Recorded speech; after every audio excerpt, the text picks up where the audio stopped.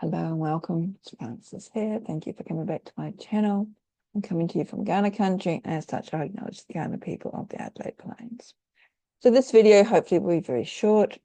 I just had a number of queries in relation to an upcoming workshop, so I just thought I'll just do a video. So the workshop is taking place this Sunday, the 30th of November, down at Carpe Diem with Remy at Port Adelaide. It's only a 3-hour workshop, so they've got a lot to sort of shove into those 3 hours. And it's on Heka, the magic of ancient Egypt. So I'll put the link below for if you want to get tickets, because I think there's only like 3 or 4 tickets left. If you are familiar with my viewpoint on ancient Egypt, if you've watched any videos that I've done before, if you have even attended my workshops that I've given, you will know that I sort of take the view or the stance that maybe the official viewpoint that we have is not the most accurate one. I do feel that there is more to ancient Egypt than maybe what we will ever understand, because there's just been so much time that's been lapsed since then. There's also so much that has been yet to be discovered. And there's really no one practicing what the ancient Egyptians practiced that we know of. Maybe there are little pockets somewhere. Maybe there'll be a revival. Who knows? But we're looking at a culture that what we know of is at least 5,000 years old. However, there is evidence of it being a lot longer than that, even if that's not the official viewpoint. My background, I'm not an expert. I have no expertise whatsoever. I'm not an archaeologist. I'm not a historian. I'm not an Egyptologist. I am just one of these people who have been fascinated with ancient Egypt for 30 odd years or longer. It's taken me 30 years to get there. And when I was finally there, I came away with a lot more questions than answers. And it sort of like opened up. It's almost like, I guess, I became Alice and fell down the rabbit hole, and wow, yes. And I think this is actually the allure of Egypt. It's when we sort of look at things with an open mind, it really does test or challenge our take on reality.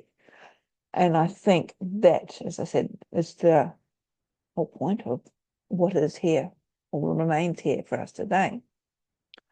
The line in the sand, the history or the concept, the perception that we have of ancient Egypt, I think we need to remember that that has largely been perceived from outsiders, in particular the ancient Greeks. Now, one ancient Greek writer, philosopher who came to ancient Egypt, Herodotus, it was Herodotus, yes, it is Herodotus.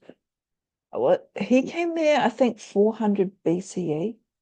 Now, that may seem a long time ago for us, but considering ancient Egypt has been, well, when the unification happened was about 3,100 BCE. Yeah, he was a new kid on the block, really. And it's important to keep in mind that when Herodotus was there, when the Greeks philosophers came to ancient Egypt to learn everything, ancient Egypt's culture or civilization had already gone through at least 2 intermediate periods where they had been ruled by outsiders, and then even a 3rd intermediate period. So what was originally practiced really is what is found on the walls of the temples, in the scripts, in the pyramid texts, in the coffin texts.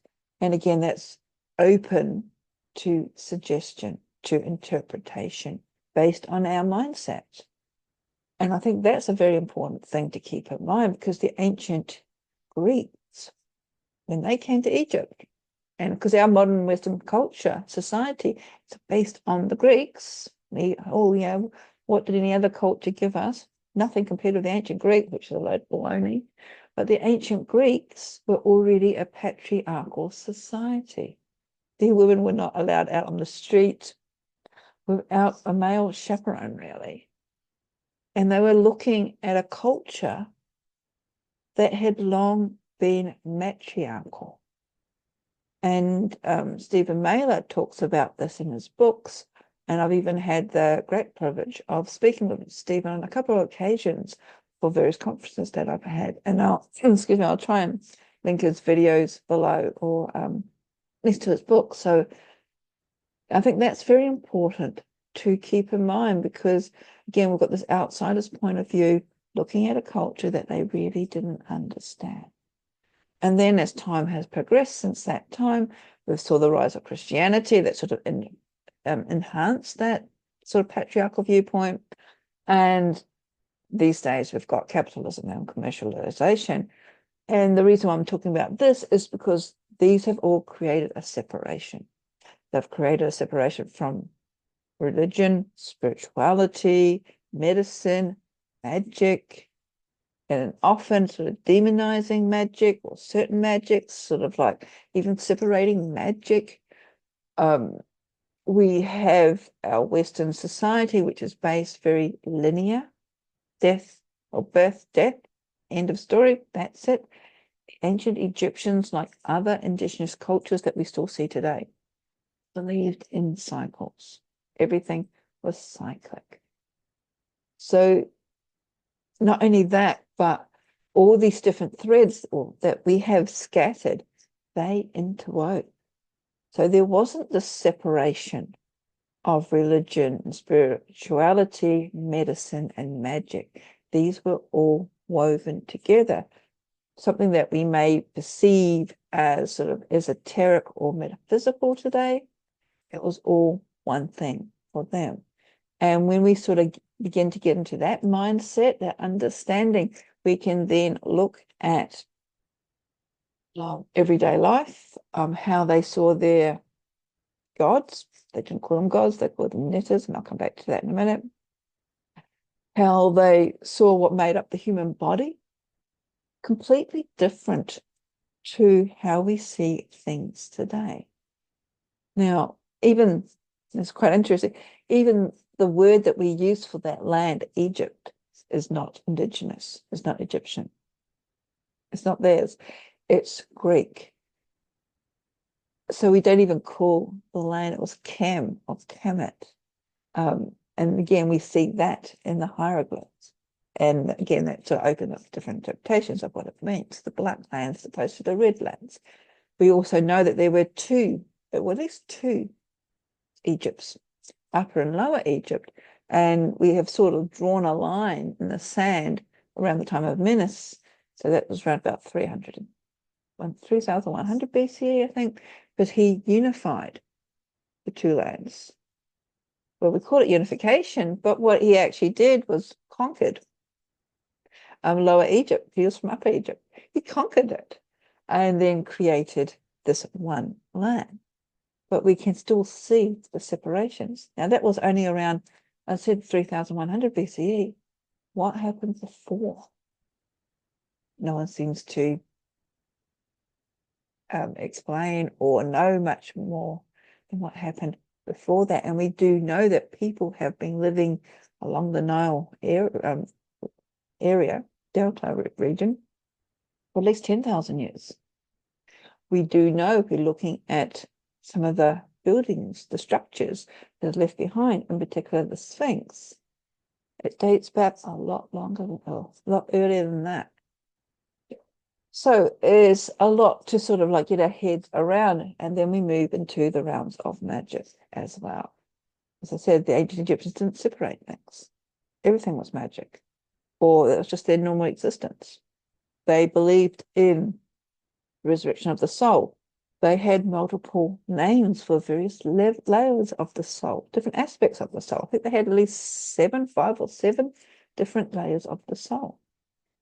They're gods. Well, we call them gods, but they're not gods. They're not gods in the sense as we define gods. And they were called netters, Neteru. They were more than just divine beings. They were essences or forces of nature. And there is a netter called Heka. So there is a netter of magic. Yet he was more than just magic.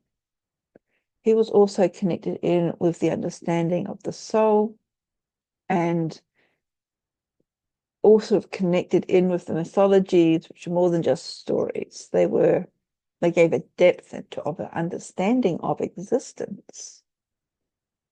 Pekka appears in there. He appears on the bark, the boat, that Ra, the sun god, travels across the sky in. There's also the different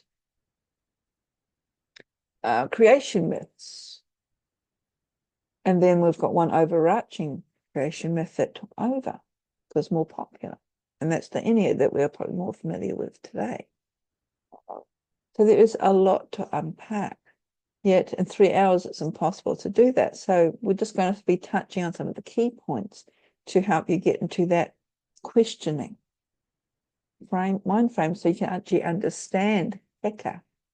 It's not like what we would refer to as magic today.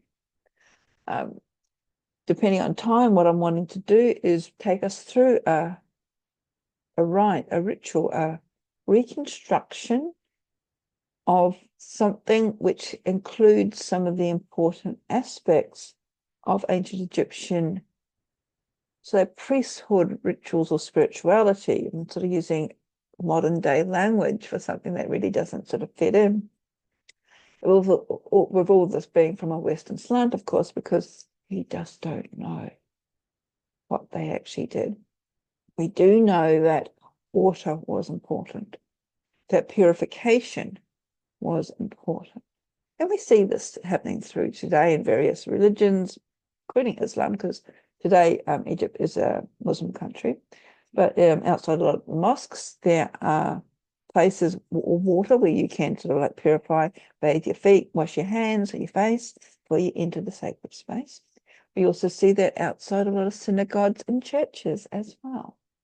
So this whole act of purification. We do know too that when it came to incense, that even the incense had to be pure. So if you are doing a devotional rite at home to an Egyptian netta, it's probably not recommended to use Eastern-based incense, especially like those joss sticks. And I'll explain why. It's best to use frankincense, myrrh, looking at the resins, or there is a recipe for camphor. Actually, there's quite a few recipes that you can find on the internet, but you make specific an incense out of pure ingredients.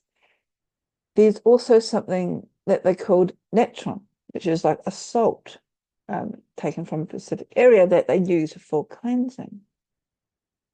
There's also the connection in with Ra or Re, the sun god, and he is represented by the lighting of a candle. And then that lighting of the candle, that represents, because ancient Egypt, well, even through the hieroglyphs, there's a lot of sort of symbology there. The lighting of the candle represents the Ra, sun, overcoming darkness or chaos, which was Set. Because there was actually no evil. Yes, there was chaos, Set, but again, everybody had a place, had a purpose, because everything was cyclic. Yeah, so it's like a lot to sort of get your head around if this is completely new to you. But so this is sort of like an introduction, but we're going a little bit more with the focus on Heka, on the magic. And if there is time, and I can't guarantee it, it all depends on if there's time, there may be an opportunity to make something as well. So I hope that addresses everybody's queries. I'll put the link to Humanitects. We can get the tickets. I said there's only like 3, maybe 4 tickets available. They do close Friday evening or Saturday morning because I need to go and get stuff. And if you are interested, check it out. Thanks.